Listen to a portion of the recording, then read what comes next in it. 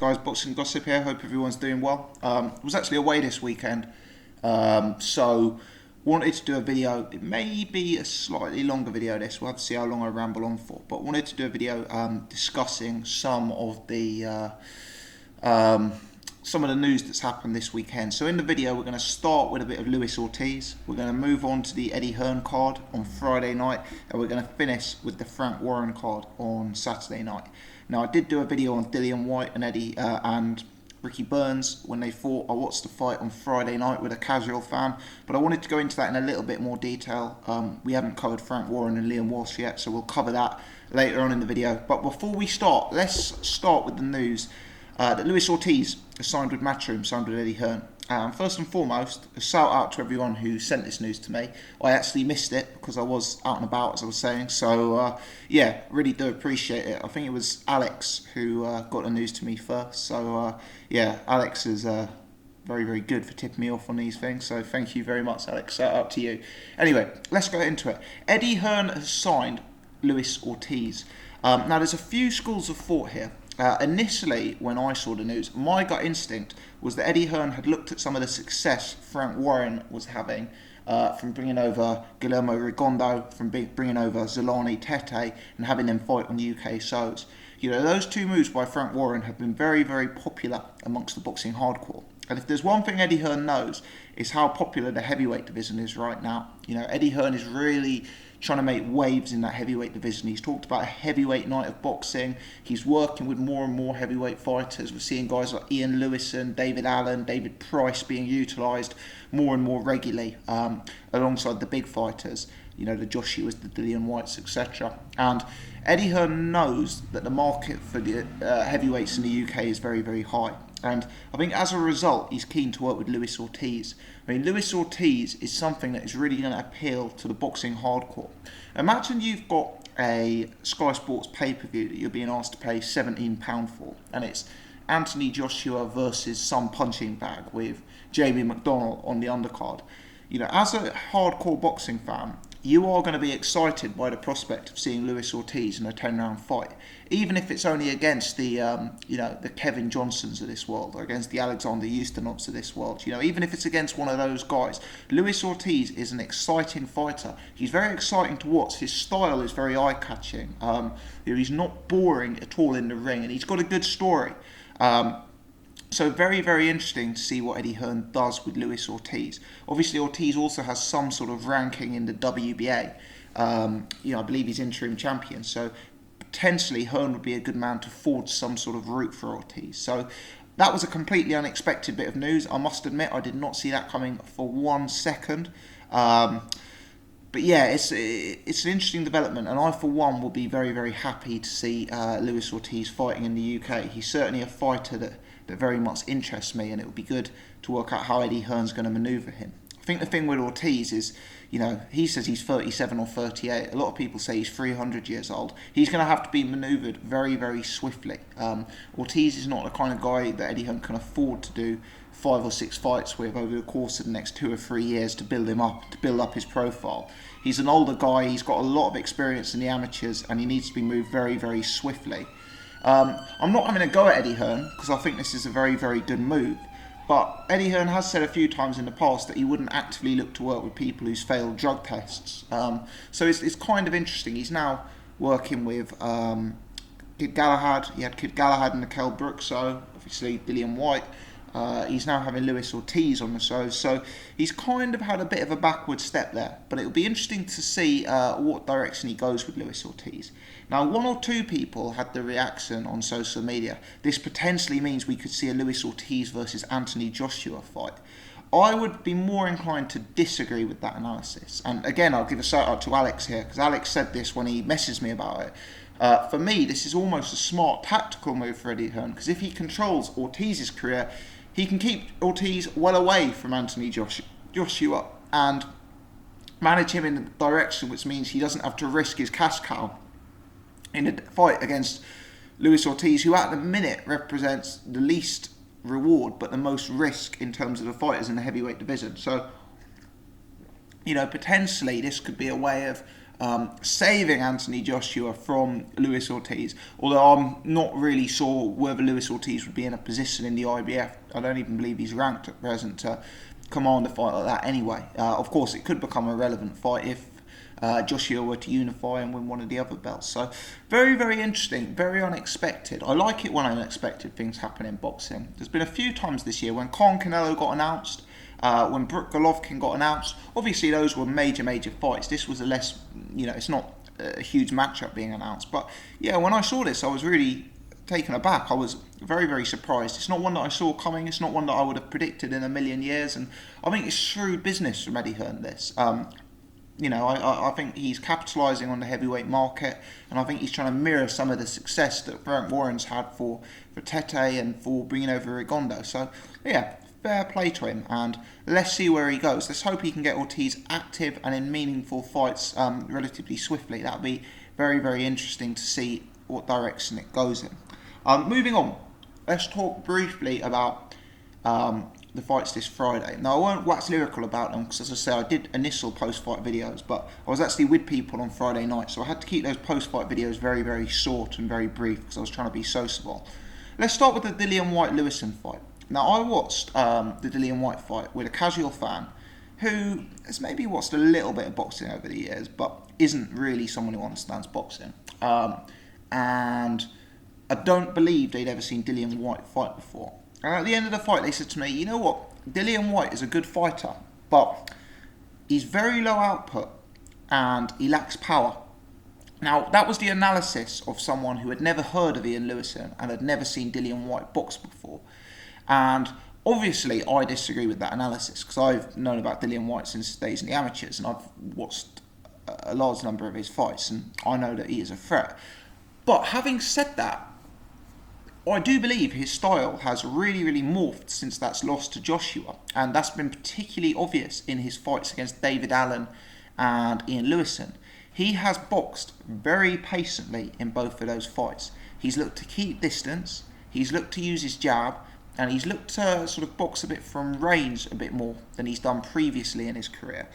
Dillian Whyte in the early stages, when he was building up to that Joshua fight, was going in and just bowling people out.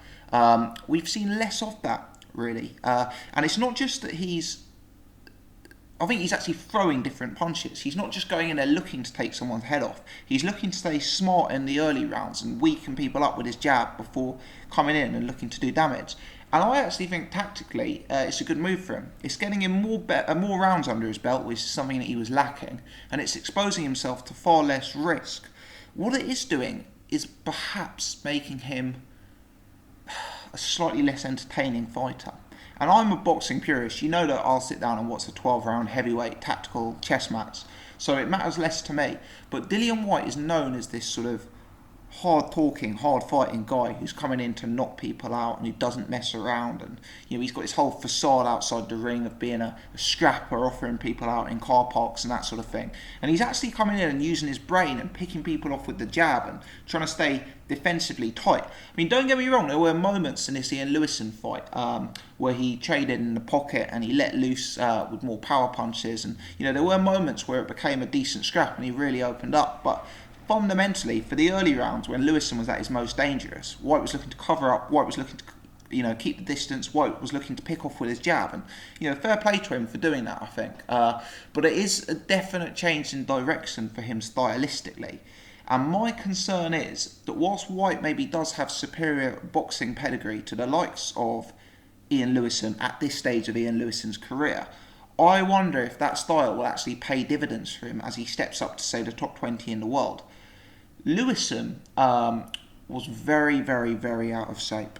He was 19.5 stone. He's obviously been a lot heavier than that for the previous couple of years. He's been inactive. He's been in poor quality fights. And he wasn't ready for a fight of this magnitude, fundamentally. But you could see that Lewison maintained some of that amateur pedigree.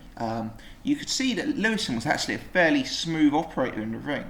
The way he held himself in the ring, the way he threw a jab, the way he was able to stand with his hands down and move his head, impressed me. Lewison was slippery, and you can see that 10 years ago and 10 stone lighter, he'd have been a solid fighter, and a real tough guy.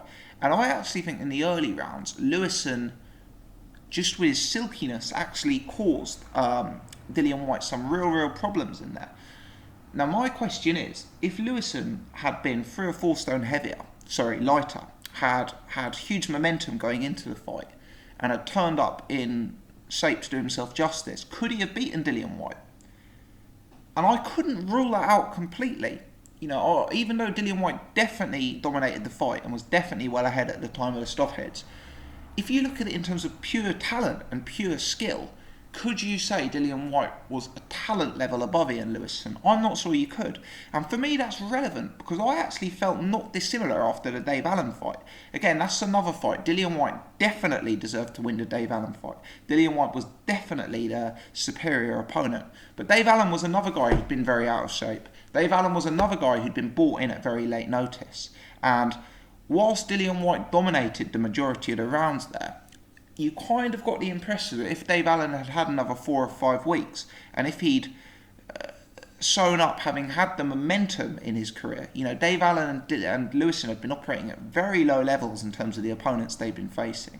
If they'd had the same sort of opportunities that Dillian Whyte had had, promotionally and managerially, could they potentially have caused problems? Now, I'm not saying Lewison and Dave Allen would have beaten Dillian Whyte, not at all. What I am saying is if they'd had 3 or 4 more weeks notice each and 1 or 2 prep fights each, I really think those 2 fights go from one-sided fights to very close competitive matchups that could be potentially hard to call. What I'm getting at is Dillian Whyte deserved to win. He was the better fighter on the night. He was the fitter fighter on the night. But could you say he was a level above in terms of talent? Possibly not. And I think as he steps up in class, he's going to be facing guys who've had their own careers, who've had their own prep fights, who've maybe demand more notice before they step into the ring. And that's where I think he could potentially struggle. So right now, someone who can box and move against Dillian Whyte, for me, that's a hard fight for him. So I'll give you examples of a few of the guys I think would give Dillian Whyte problems. Bryant Jennings, Tony Thompson of 3 or 4 years ago, the one who beat David Price. Mike Perez of 3 or 4 years ago when he was fighting, Carlos Takam, Bryant Jennings, those sort of levels. I think those kind of slippery operators who are really technically minded and can sort of move and jab and be a bit more evasive, I think they could still cause Dillian Whyte a lot of problems. I am not 100% sold on Dillian Whyte's jab. It's improved a lot, but I'm still not 100% sure he throws it correctly. And I know it's very easy for me to say sitting on his sofa, but what I will say is, as someone who watches a lot of heavyweight boxing, there's other guys who, for me, just are a bit more explosive from range. And I think it would be interesting to see as Dillian Whyte continues to step up in level. I predict he will be carefully matched, and funnily enough, the next opponent he's going to be in with Derek Chisora. Chisora is a gradual step up from a Lewison. He's a gradual step up from an Allen, but again, he's someone in a similar league. He's someone who's coming off a bad loss. He's someone who again lacks the momentum in his career. He's someone who again we know blows up and can become very heavy between fights. It's unclear, that fight was rumoured for November 29th. Whether that's going to happen or not, I don't know, but potentially Chisora won't be coming in off a full training camp. Potentially Chisora is going to have 4 weeks notice or something like that. So it tends to be the same kind of guys Dillian Whyte is fighting right now, and I'd probably slightly pick him over Derek Chisora actually, but I think Chisora, if he has 4 or 5 or 6 weeks to train, could cause some problems there. But Dillian Whyte's an interesting character. He's an interesting guy outside the ring. He's an interesting guy inside the ring. But he's definitely changing his style. And I think the way he's changed his style has actually been very sensible for the fights he's been in. My fear is that as he really steps up in level, I'm not sure his boxing is good enough from range to rely on in the way he has been doing in his recent fights. So I think he may need to mix it up a bit more and look to rough people up inside the pocket like the Dillian Whyte of old. That's my thoughts there. Now, I'm not one of these who, Lewison had never been stopped. Dave Allen had never been stopped. The fact that Dillian Whyte, went 10 rounds with each guy doesn't suggest that he's a light-handed puncher. It doesn't suggest that at all. They may be very tough men. I find it hard to believe that Ian Lewison in that condition could have gone 5 or 6 rounds with Vladimir Klitschko or Deontay Wilder or Anthony Joshua. I do find that hard to believe, and that's based on eye test and instinct, but that's my opinion. And I don't think Dillian Whyte potentially has the power that I thought he may have done leading into that Joshua fight. I think he is a hard puncher, a hurtful puncher. I don't think at the top level he'll prove to be a one-punch knockout artist like a Deontay Wilder, but that's just my take on it. Let's move on. Ricky Burns versus Kiryl Relikh. I've had another look at this fight. The scoring is ludicrous. There's been some real bad ones on Sky recently. I thought the Crolla Linares scoring was very dodgy. The Ryder Armfield fight, even though I picked Armfield to win and bet on Armfield, again, that was questionable scoring, although Eddie Hearn was correct to point out that his man was actually Ryder there, so it's not always the home fighter who's getting the benefit of the doubt. But the scoring here was atrocious. 118-110, ludicrous. One of the worst scorecards I've ever seen. 116-112, for me, very wide. I personally scored it a draw. I scored it six rounds each, and I do think Kiryl Relikh deserved to get a knockdown in the last round. So if that had been scored, then I would have edged Kiryl Relikh to win the fight. 6 rounds each, but one of them being a 10-8 round for Kiryl Relikh. So I actually think Kiryl Relikh won the fight. I could accept Kiryl Relikh by 1 round. I could accept a draw. I could accept Ricky Burns by 1 round or by 2 rounds. 116-112, to say Ricky Burns was 4 rounds ahead, that doesn't sit well with me. 118-110, to say Ricky Burns won that fight by 8 rounds, criminal. For me, you can't make an argument that Ricky Burns won the first 2 or the last 2 rounds. I think it's the last 2 rounds. Maybe it was 10 and 12, maybe it was 11 and 12. I forget now. But could you make an argument to say Kiryl Relikh won 2 rounds or less only? No. Ricky Burns was so uncomfortable at times in that fight. How the judges were scoring him those rounds, I will not know. He was so uncomfortable. Relikh was pushing the pace. Relikh was controlling the action. Relikh was carving up Burns' defence. Relikh looked the more hurtful puncher. Again, this Sky commentary, they were talking about Ricky Burns' power and Ricky Burns backing Relikh up. Ricky Burns has a 30% knockout ratio, and that's at lower weight classes. That's at lightweight. That's at super featherweight. He's got a 30% knockout ratio. I mean, Sky were talking. I know, I think Ultratech Sports, maybe it was Glenn, had a tweet about Sky comparing Ricky Burns to Floyd Mayweather in terms of some of his achievements, but they may have been comparing him to Mayweather on the website. In terms of power, they were comparing him to some frightfully more powerful punchers than Ricky Burns with his 30% KO ratio on the night. It was embarrassing, and that scorecard was a real shame. We give a lot of chat about our fighters going to Germany. Well, fundamentally, Tyson Fury went to Germany and took the belts off Vladimir Klitschko. Nathan Cleverly just went to Germany and took the belts off Jürgen Bremer. Yeah, Paul Smith and Arthur Abraham. Yeah, Martin Murray has had 1 or 2. Matthew Macklin's had 1 or 2. But we need to be careful. Paulie Malignaggi, when he was over recently, was talking about home cooking and was talking about home cooking in the British market.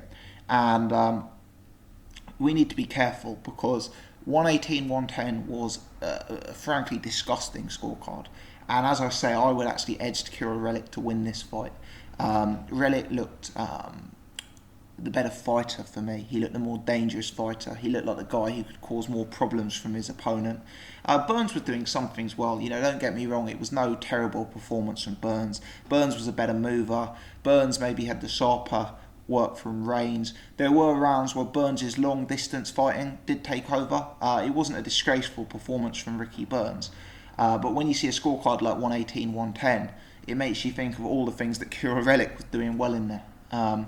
And Kiryl Relikh, you can see he's working with Ricky Hatton. In the early rounds, he looked like he was trying to cut down the ring, work the body. He was doing a lot of stuff that was Hatton-esque in there. And, I'd be interested in seeing him again after this fight. I think he'd beat Ricky Burns if there'd be a rematch. Not that I expect there'll ever be a rematch.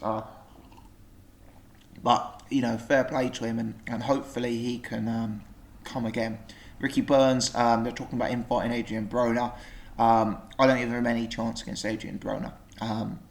The only chance he has against Adrian Broner is Broner weighing in at 160 or something ludicrous and losing the fight on the scales. But apart from that, it's impossible. I guess Ricky Burns is at a point now where, it's very. I mean, I've said this recently twice. You've got two new British world champions, Ricky Burns and Nathan Cleverly. They've both just won the belts. So I hate to be negative about British fighters who just won the belts. But even in performances where they've just won the belts, I'm left with the distinct impression that these guys are in the autumn of their career. Their skills have started to wane. They've got a lot of miles on the clock. They're not too fresh at this stage, and you wonder what the best route is for them. Is it to take weaker defences? Because Kiryl Relikh was supposed to be a weaker defence, and he made Ricky Burns go life or death. So maybe the sensible option for the fighter is to take a big cash-out fight, send him over to the States and have a fight like that, and try and get £1 million out of it to secure his legacy. Maybe that's the right option, I don't know. But we'll see what Eddie Hearn does next with Ricky Burns. Let's talk about the Frank Warren show on Saturday night, which was at Harrow Leisure Centre.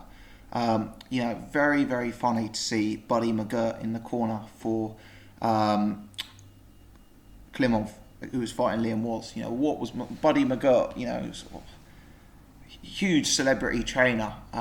What must he have been thinking walking into the Harrow Leisure Centre? It's funny. There was actually one or two decent scraps on the card. If you look at Frank Warren shows, they have a tendency of bringing up one or two really decent fights unexpectedly on the undercard. Jez Smith versus Macaulay McGowan, real nice 8-round fight. I'd seen both guys before. I actually thought McGowan would win the fight with a bit in hand. I thought he had a lot more in terms of boxing pedigree. But it was a good fight for both guys to be in, really. There's a huge tendency to keep guys undefeated and just to manage them till they're 20-0.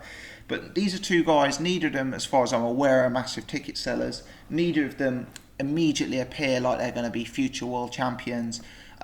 So rather than just plugging them along in fights against journeymen that nobody's got any interest in watching, a fight like this has raised both of their profiles and has probably generated more interest in seeing them again. So it was a good fight, lots of heart from both men. I thought McGowan did just enough to nick it in terms of pedigree and the boxing skills, but Jez Smith, he did score a knockdown early on, and it was ruled to be a draw, so we'll see a matchup again.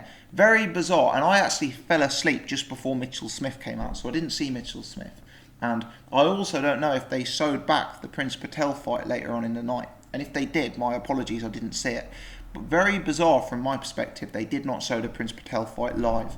You think they would have scheduled it so a guy like Prince Patel, who's so well known, would have been on. You'd think they'd want their fans to see Prince Patel. They'd want to raise his profile. He's a massively marketable fighter, love him or hate him. And you'd think giving him exposure and getting him on would be absolutely key. And I think Frank Warren makes it more difficult for himself with some of these fighters. I remember he was working with a prospect called Romeo, and he was another guy, Romeo. I believe he's actually quit the sport for the time being and is having a break from boxing. But he's a guy who was dislikable, but hugely marketable. And I just kind of think Frank Warren is a bit behind at present with promoting these guys and getting them to be as popular as they can be.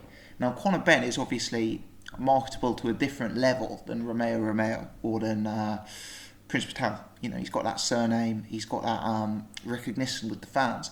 But if you look at the job Eddie Hearn's doing with Conor Benn, that's the kind of job I'd like to see Frank Warren doing with a fighter like Prince Patel. And at present, he's not doing that. And for me, it's criminal to have some of the fighters on last night on TV who were shown live and not to have Prince Patel. Now, there is a counter-argument, and I don't know how true it is, but some people say Prince Patel is actually so bad at boxing that they keep him off the televised segment so nobody can see how bad he actually is. And they're trying to improve him and give him these learning fights off camera so that it doesn't spoil his image. Now, I've had a few people tell me that, and I've had a few people who've actually seen him box live and been particularly unimpressed, say that he really is all talk, no action. So maybe there's some truth in that, I don't know. But some of the names that were televised last night, you'd think a guy like Prince Patel would be on the card. Anyway, let's move on to the main event, Liam Walsh versus Klimov. Now, long-time viewers of my channel will know that I am a huge Liam Walsh fan. I have been doing videos on Liam Walsh for years now, literally years, and I have always been saying, when are we going to see Liam Walsh step up? This guy is quality. This guy has elite class. This guy is a superb boxer. And we saw him step up against Klimov last night, who'd fought at a higher level. He'd been in with Terence Crawford, he'd been in with Pedraza. He'd lost, but he'd beaten one or two decent names as well. Dillian Whyte absolutely schooled him. I think some of the judges had it 120 to 107, and that was an accurate scorecard. That depicted the levels of class and the levels of dominance on show from Dillian Whyte in this particular fight. And it didn't surprise me one bit that Dillian Whyte won by that margin. I've seen Dillian Whyte box live 2 or 3 times. I've been ringside for one of his fights. I think I was ringside for his fight against Scott Harrison. I also saw him box live on the undercard of Chisora. I think he was against a guy called Dominic Urbano. I think I've seen him box live in a small also as well. This guy is slippery. This guy is seriously slick. He is a superb boxer. He's a beast at super featherweight as well. He's a massive, massive unit for the weight. And the way he was moving and jabbing, at times, he reminded me of an Andre Dirrell. If you look at early Andre Dirrell, maybe pre-Carl Frost, Dirrell's nickname was the Matrix. And the reason his nickname was the Matrix is, I don't know if you guys remember the film, when people were shooting loads of bullets at Neo and he'd just kind of slip out of the way and kind of go into slow motion. There were times last night where Dillian Whyte was boxing like that. It was sort of Matrix-esque. You know, he was standing there, literally using his reactions to get out of the way and then throwing a jab. There was one moment in the fight, there was a segment that they showed back in slow-mo where he switched to southpaw, evaded a punch, long cross to the body, evaded a punch, another long cross to the body, slipped another punch, threw a little jab to the chest, jab up to the face. Real world-class stuff. We look at the guys at super featherweight and the related weight classes. I think BoxRec have Dillian Whyte behind Liam Smith. I think BoxRec have Dillian Whyte behind Martin Ward. He schools both of those guys for me. I know he's the weight class above and I know he's a big guy, but guys like Lee Selby, guys like Carl Frampton, he's a match for both of those guys. If you look at the weight class above, lightweight, and Whyte could certainly make lightweight, I honestly think this guy could beat Luke Campbell. I think this guy could beat Anthony Crolla. I think he's that good. I think he's really good. I think he's actually one of the best pure boxers we have in the UK. And he is another guy who, I've got to say, historically, Frank Warren did not do the best job on in terms of my personal opinion of how to manage him. I was at his fight against Joe Murray, and I know he won that fight. I think it was a majority decision. But it was clear who the better man on the night was. And everyone was thinking, let's see Dillian Whyte in a world title fight. And then 2 or 3 fights later, you get a Joe Murray rematch. You know, it's just like he's been kept at that level for so long. He's now stepped up to world title eliminator level, and he's cruised. He hasn't got out of first gear. The guy is so well rounded. The way he moves, the way he jabs, the way he positions himself, his head movement, his upper body movement, is so class. My concern with Dillian Whyte as he steps up into world level is he's got to keep his hands up. Dillian Whyte, I've seen him dropped in fights on more than one occasion. I think I saw him dropped live once as well, possibly at the fight at West Ham, but I'm not 100% sure I've got that right. You know, he relies so much on reactions that his hands are often down and he just looks to move his head, and he's got such a big frame that he can often just lean back and lean out of the way. But he's got to be careful because he does get tagged from time to time. I would say defensively he's a very sound fighter. He's actually got quite nice defence on the inside. You know, he puts his hands up and he kind of rolls with punches and parries them off, and he's actually a really good defensively fighter on the whole. He knows what to do defensively.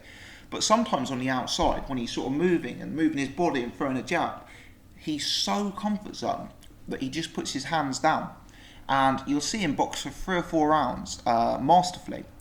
But then the odd occasion he gets comfortable in a fight and gets caught. And he got caught hard by Klimov on at least 2 occasions in the fight last night. And Klimov didn't have the power to bother him. And he took the shots very well. But they were hefty punches that he took on the chin. And you worry as he steps up in class, as he fights a guy like Pedraza, for example, which could very well be his next fight.